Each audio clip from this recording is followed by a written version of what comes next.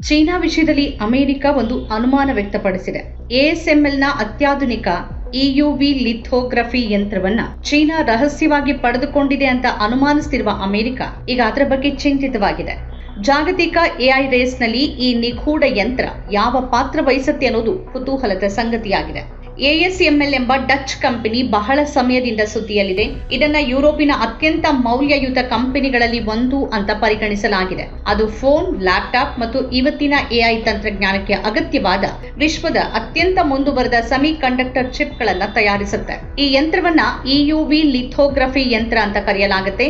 ಇಯುವಿ ಅಂದ್ರೆ extreme ultra violet, ತೀವ್ರ ನೇರಳಾತೀತ. ಸರಳವಾಗಿ ಹೇಳೋದಾದ್ರೆ ಇದೊಂದು ಸಣ್ಣ ಸಿಲಿಕಾನ್ ಪದರದ ಮೇಲೆ ರೇಖೆಗಳನ್ನು ಎಳೆಯುವ ಮುದ್ರಕ ಆಗಿದೆ. ಶತಕೋಟಿ ಟ್ರಾನ್ಸಿಸ್ಟರ್ಗಳು ಬೆರಳಿನ ಉಗುರಿನ ಜಾಗದಲ್ಲಿ ಹೊಂದಿಕೊಳ್ಳುತ್ತೆ. ಈ ರೇಖೆಗಳು ಬಹಳ ತೆಳುವಾಗಿದ್ದು ಅವುಗಳನ್ನ ಸಾಮಾನ್ಯ ಬೆಳಕಿನಿಂದ ಎಳೆಯುವುದಕ್ಕೆ ಸಾಧ್ಯ ಇಲ್ಲ. ಅದಕ್ಕಾಗಿಯೇ ಈ ತಂತ್ರಜ್ಞಾನ ಅಭಿವೃದ್ಧಿ ಪಡಿಸೋಕೆ ವರ್ಷಗಳೇ ಬೇಕಾದ ಮತ್ತು ಇದನ್ನ ಬಹಳ ವಿಶೇಷ ರೀತಿಯಲ್ಲಿ ವಿನ್ಯಾಸಗೊಳಿಸಲಾಗಿದೆ. ಈ ಯಂತ್ರ ಬಸ್ನಷ್ಟು ದೊಡ್ಡದಾಗಿದೆ ಮತ್ತು ಸುಮಾರು 180 ಟನ್ಗಳಷ್ಟು ತೂಕದ್ದಾಗಿದೆ. ಇದರೊಳಗೆ ಪ್ರತಿ ಸೆಕೆಂಡಿಗೆ 500 ಸಣ್ಣ ತವರ ಹನಿಗಳು ಬಿಡುಗಡೆಯಾಗುತ್ತೆ. ಪ್ರಬಲವಾದ ಲೇಸರ್ ಪ್ರತಿ ಹನಿಯನ್ನ 2 ಬಾರಿ ತಾಕತ್ತೆ ಮತ್ತು ಪರಿಣಾಮವಾಗಿ ಪ್ಲಾಸ್ಮಾ ಸೂರ್ಯನ ಮೇಲ್ಮೈಗಿಂತ ಹಲವು ಪಟ್ಟು ಬಿಸಿಯಾಗಿರುತ್ತೆ. ಇದು ಕೇವಲ 13.5 ನ್ಯಾನೋಮೀಟರ್ಗಳ ತರಂಗಾಂತರದೊಂದಿಗೆ ವಿಶೇಷ ಬೆಳಕನ್ನ ಉತ್ಪಾದಿಸುತ್ತೆ. ಸಮಸ್ಯೆ ಏನು ಅಂದ್ರೆ ಈ ಬೆಳಕು ತುಂಬಾ ಸೂಕ್ಷ್ಮವಾಗಿದ್ದು ಗಾಳಿ ಕೂಡ ಅದನ್ನ ಹೀರಿಕೊಳ್ಳುತ್ತೆ. ಆದ್ರಿಂದ ಈ ಕಾರ್ಯಾಚರಣೆಯನ್ನ ನಿರ್ವಾತದಲ್ಲಿ ನಡೆಸಲಾಗುತ್ತೆ ಮತ್ತು ಅದನ್ನ ಸರಿಯಾದ ಸ್ಥಾನದಲ್ಲಿ ಇರಿಸಲು ಬಳಸುವ ಕನ್ನಡಿಗಳನ್ನ ಜರ್ಮನ್ ಕಂಪನಿಯಾದ ಜೈಸ್ ತಯಾರಿಸುತ್ತೆ. ಈ ಕನ್ನಡಿಗಳು ಸಂಪೂರ್ಣ ಮೃದುವಾಗಿರುತ್ತೆ ಅಂತ ತಜ್ಞರು ಹೇಳ್ತಾರೆ. ಅತ್ಯಂತ ಮುಖ್ಯವಾದ ವಿಷಯ ಅಂದ್ರೆ ವಿಶ್ವದ ಒಂದೇ ಒಂದು ಕಂಪನಿ ಈ ಯಂತ್ರವನ್ನ ತಯಾರಿಸುತ್ತೆ ಮತ್ತದು ಎಎಸ್ಎಂಎಲ್. ಬೇರೆ ಯಾರೂ ಈ ತಂತ್ರಜ್ಞಾನವನ್ನ ಹೊಂದಿಲ್ಲ. ಅದಕ್ಕಾಗಿಯೇ 2019ರಿಂದ ಇಯುವಿ ಯಂತ್ರವನ್ನ ಚೀನಾಗೆ ಮಾರಾಟ ಮಾಡುವುದನ್ನ ಅಮೆರಿಕ ನಿಷೇಧಿಸಿದೆ. ಟ್ರಂಪ್ ಅವರ ಮೊದಲ ಅವಧಿಯಲ್ಲಿ ಈ ನಿಷೇಧ ಹೇರಲಾಯಿತು ಮತ್ತು ಇಂದಿಗೂ ನಿಷೇಧ ಮುಂದುವರೆದಿದೆ. ಈ ಯಂತ್ರ ಚೀನಾ ಕೈ ಹೋಗೋದನ್ನ ಅಮೆರಿಕ ಬಯಸೋದಿಲ್ಲ. ಆದರೆ ಈಗ ಚೀನಾ ಅಂತಹ ಯಂತ್ರದ ಮೂಲ ಮಾದರಿಯನ್ನ ಅಭಿವೃದ್ಧಿಪಡಿಸಿದೆ ಅಂತ ಕೆಲ ಸಮಯದಿಂದ ವರದಿಗಳಿವೆ. ಇಂತಹ ಒಂದು ಯಂತ್ರ ಎಎಸ್ಎಂಎಲ್ ನಿಂದಾನೇ ಚೀನಾಗೆ ಹೋಗಿದೆ ಅನ್ನೋದು ಅಮೆರಿಕದ ಆರೋಪ. ಮೊನ್ನೆ ಜೂನ್ನಲ್ಲಿ ಡಚ್ ಕಂಪನಿಯ ಪ್ರಧಾನ ಕಚೇರಿಯಲ್ಲಿ ನಡೆದ ರಹಸ್ಯ ಸಭೆಯಲ್ಲೂ ಅಮೆರಿಕ ಅದೇ ಆರೋಪ ಮಾಡಿದೆ. ಅಮೆರಿಕದ ವಾಣಿಜ್ಯ ಕಾರ್ಯದರ್ಶಿ ಹೋವಾರ್ಡ್ ಲುಟ್ನಿಕ್ ಆ ದಿನ ಹೇಳಿದ ಮಾತು ಇಡೀ ಕಂಪನಿಯನ್ನ ಬೆಚ್ಚಿ ಬೀಳಿಸ್ತು. ಕಂಪನಿಯ ಅತ್ಯಂತ ಶಕ್ತಿಶಾಲಿ ಯಂತ್ರ ಚೀನಾವನ್ನ ತಲುಪಿದೆ ಅನ್ನೋ ಅನುಮಾನ ಇದೆ ಅಂತ ಅವರು ಹೇಳಿದ್ರು. ಆದರೆ ಅದು ಸಾಧ್ಯನೇ ಇಲ್ಲ ಅಂತ ಕಂಪನಿ ಪ್ರತಿಕ್ರಿಯಿಸಿತು.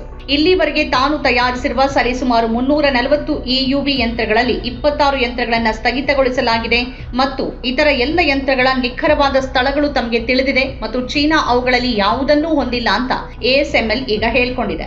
ಈ ಯಂತ್ರಗಳನ್ನ ಸಾಗಿಸೋದು ಕೇವಲ ಎಎಸ್ಎಂಎಲ್ ನ ನಿಯಂತ್ರಣದಲ್ಲಿದೆ ಅಂತ ಕಂಪನಿ ಹೇಳುತ್ತೆ. ಅವುಗಳನ್ನ ಆನ್ಲೈನ್ ನಲ್ಲಿ ಟ್ರ್ಯಾಕ್ ಮಾಡಲಾಗುತ್ತೆ ಮತ್ತು ಎಂಜಿನಿಯರ್ಗಳು ಕೂಡ ಎಎಸ್ಎಂಎಲ್ ಉದ್ಯೋಗಿಗಳು. ಕಂಪನಿ ಎಂದಿಗೂ ಚೀನಾಗೆ ಇಯುವಿ ಯಂತ್ರವನ್ನ ಕಳಿಸಿಲ್ಲ ಅಂತ ಸ್ಪಷ್ಟವಾಗಿ ಹೇಳಿದೆ. ಚೀನಾ ಈ ಯಂತ್ರಗಳನ್ನ ಅಥವಾ ಅಂತಹ ಯಾವುದೇ ಘಟಕಗಳನ್ನ ಹೊಂದಿಲ್ಲ. ಇದರ ಹೊರತಾಗಿನೂ ಯುಎಸ್ ಡಚ್ ಸರ್ಕಾರದ ಮೇಲೆ ಒತ್ತಡ ಹೇರ್ತಾನೆ ಇದೆ ಮತ್ತು ಡಚ್ ಸರ್ಕಾರ ಇದನ್ನ ಗಂಭೀರವಾಗಿ ಪರಿಗಣಿಸ್ತಾ ಇದೆ. ತನಿಖೆಗೆ ದೃಢ ಪುರಾವೆಗಳು ಬೇಕಾಗಿರೋದ್ರಿಂದ ಸದ್ಯ ಯುಎಸ್ ಆರೋಪಗಳ ತನಿಖೆ ಮಾಡ್ತಿಲ್ಲ ಅಂತ ಡಚ್ ಸರ್ಕಾರ ಹೇಳಿದೆ. ಹಾಗಾದ್ರೆ ಪ್ರಶ್ನೆ, ಚೀನಾ ನಿಜವಾಗಿಯೂ ಇಂತಹ ಯಂತ್ರವನ್ನ ಪಡೆದಿದೆಯಾ ಅನ್ನೋದು. ಹೆಚ್ಚಿನ ತಜ್ಞರು ಇಡೀ ಇಯುವಿ ಯಂತ್ರ ಚೀನಾವನ್ನ ತಲುಪಿರೋದು ಅಸಂಭವ ಅಂತಾರೆ. ಊಹಿಸಲಾಗ್ತಿರುವ ಇನ್ನೊಂದು ಸಾಧ್ಯತೆ ಏನು ಅಂತಂದ್ರೆ ಕೆಲ ಇಯುವಿ ಘಟಕಗಳು ಹೇಗೋ ಚೀನಾವನ್ನ ತಲುಪಿವೆ. ಬಹುಶಃ ಎಎಸ್ಎಂಎಲ್ ಪೂರೈಕೆದಾರ ಅಥವಾ ಮೂರನೇ ವ್ಯಕ್ತಿಯ ಮೂಲಕ ಹೋಗಿರ್ಬೋದು.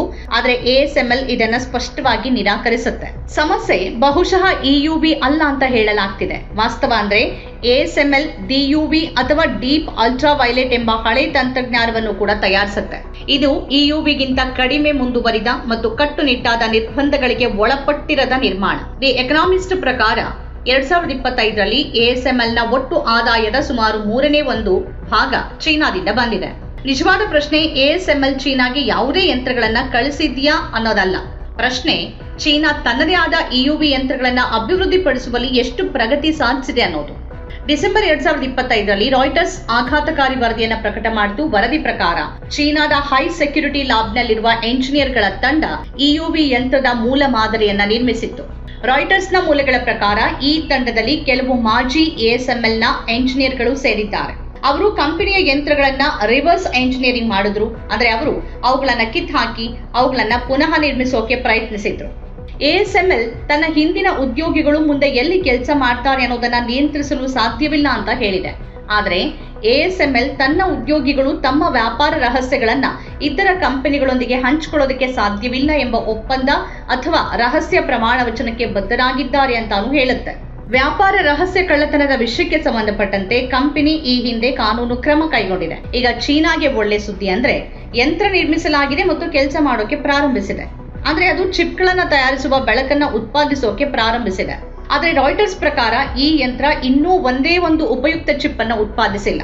ಚೀನಾ ಸಂಪೂರ್ಣವಾಗಿ ಕಾರ್ಯನಿರ್ವಹಿಸುವ EUV ಯಂತ್ರ ನಿರ್ಮಿಸೋಕೆ ಕನಿಷ್ಠ ಇನ್ನೂ 1 ದಶಕ ಬೇಕಾಗಬಹುದು ಅಂತ ಹೆಚ್ಚಿನ ತಜ್ಞರು ಹೇಳ್ತಾರೆ. ಆದರೂ ಚೀನಾ ನಿರೀಕ್ಷೆಗಿಂತ ವೇಗವಾಗಿ ಪ್ರಗತಿ ಸಾಧಿಸುತ್ತಿದೆ ಅನ್ನೋದು ಅವರ ಅಭಿಪ್ರಾಯ. ಅಮೆರಿಕದ ನಿಜವಾದ ಚಿಂತೆ ಇರೋದು ಇದೇ ಕಾರಣಕ್ಕೆ. ಅದು EUV ಬಗ್ಗೆ ಅಲ್ಲದೆ ಇರಬಹುದು. ಆದ್ರೆ ಚೀನಾದ ಜಾಣ್ಮೆಯ ಬಗ್ಗೆ ಅಮೆರಿಕ ಚಿಂತೆಗೀಡಾಗಿದೆ. EUV ಲಭ್ಯವಿಲ್ಲದೆ ಇದ್ದಾಗ ಚೀನಿ ಕಂಪನಿಗಳು ಮಲ್ಟಿ ಪ್ಯಾಟರ್ನಿಂಗ್ ಎಂಬ ಹಳೆಯ DUV ಯಂತ್ರದ ತಂತ್ರವನ್ನ ಅಳವಡಿಸಿಕೊಂಡವು. ಈ ತಂತ್ರಜ್ಞಾನದೊಂದಿಗೆ ಚೀನಾ 7 ನ್ಯಾನೋಮೀಟರ್ಗಳಿಗಿಂತ ಚಿಕ್ಕದಾದ ಚಿಪ್ಗಳನ್ನು ರಚಿಸಿದೆ. ಇದು ಬಹುತೇಕ ಅತ್ಯುನ್ನತ ಮಟ್ಟದ ತಂತ್ರಜ್ಞಾನ ಅಂತ ಅದು ಹೇಳುತ್ತೆ.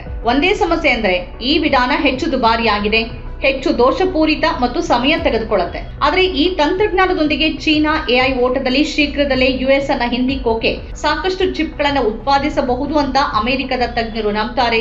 ಈಗ ಅಮೆರಿಕ ಹೊಸ ತಂತ್ರ ಹೂಡೋಕೆ ಬಯಸಿದೆ.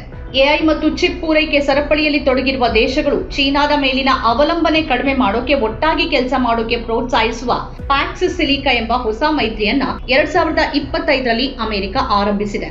ದಿ ಎಕನಾಮಿಸ್ಟ್ ಪ್ರಕಾರ ಜೂನ್ 2026ರ ಹೊತ್ತಿಗೆ ಯುರೋಪಿಯನ್ ಯೂನಿಯನ್ ಮತ್ತು ನೆದರ್ಲ್ಯಾಂಡ್ಸ್ ಸೇರಿದಂತೆ 24 ದೇಶಗಳು ಮೈತ್ರಿಕೂಟಕ್ಕೆ ಸೇರ್ಕೊಂಡಿವೆ. ಭಾರತ ಕೂಡ ಈ ವರ್ಷ ಫೆಬ್ರವರಿಯಲ್ಲಿ ಈ ಮೈತ್ರಿಕೂಟವನ್ನ ಸೇರಿದೆ. ಚೀನಾವನ್ನ ನಿಯಂತ್ರಿಸೋಕೆ ಅಮೆರಿಕ ಪ್ರಯತ್ನಿಸುತ್ತಿರುವ ಇನ್ನೊಂದು ಮಾರ್ಗ ಅಂದ್ರೆ ಏಪ್ರಿಲ್ 2026ರಲ್ಲಿ ಅಮೆರಿಕ ಕಾಂಗ್ರೆಸ್ನಲ್ಲಿ ಪರಿಚಯಿಸಲಾದ ಹೊಸ ಪ್ರಸ್ತಾವಿತ ಕಾನೂನು. ಈ ಕಾನೂನು EUV ಮಾತ್ರವಲ್ಲದೆ ಚೀನಾಗೆ ಬಳಸಿದ DUV ಯಂತ್ರಗಳ ಮಾರಾಟವನ್ನು ಕೂಡ ನಿರ್ಬಂಧಿಸೋಕೆ ಪ್ರಯತ್ನಿಸುತ್ತೆ. ಇದು ಚೀನಾದಲ್ಲಿ ಈಗಾಗಲೇ ಸ್ಥಾಪಿಸಲಾದ ಯಂತ್ರಗಳಿಗೆ ಸೇವೆ ಮತ್ತು ಬಿಡಿ ಭಾಗಗಳ ವಿತರಣೆಯನ್ನ ನಿರ್ಬಂಧಿಸುವ ಪ್ರಸ್ತಾಪ ಹೊಂದಿದೆ. ಆದ್ರೆ ಒಂದ್ ಕಡೆ ಚೀನಾಗೆ ಹಳೆಯ DUV ಯಂತ್ರಗಳ ಮಾರಾಟವನ್ನ ತಡೆಯೋಕೆ ಅಮೆರಿಕ ಬಯಸುತ್ತೆ. ಮತ್ತೊಂದ್ ಕಡೆ ಜನವರಿ 2026ರಲ್ಲಿ ಅದೇ ಅಮೆರಿಕ ತನ್ನ ಕಂಪನಿಯಾದ ಎನ್ವಿಡಿಯಾದ H200 ಪ್ರಬಲ AI ಚಿಪ್ ಅನ್ನ ಕೆಲವು ಷರತ್ತುಗಳಿಗೆ ಒಳಪಟ್ಟು ಮಾರಾಟ ಮಾಡೋಕೆ ಅವಕಾಶ ಮಾಡಿಕೊಡ್ತು.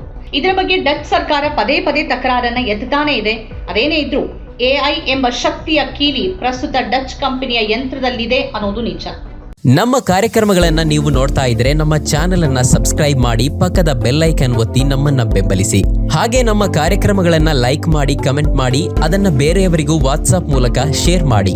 ನೀವು ಹೀಗೆ ಮಾಡಿದಾಗ ನಮ್ಮ ಚಾನೆಲ್ ಮತ್ತಷ್ಟು ಜನರಿಗೆ ತಲುಪಲು ನೀವು ನಮ್ಮೊಂದಿಗೆ ಸಹಕರಿಸಿದ ಹಾಗಾಗುತ್ತೆ. ಇದು ನೀವು ಯಾವುದೇ ಖರ್ಚಿಲ್ಲದೆ ಕೆಲವೇ ಸೆಕೆಂಡುಗಳಲ್ಲಿ ನೀಡಬಹುದಾದ ಸಹಕಾರ. ಧನ್ಯವಾದಗಳು.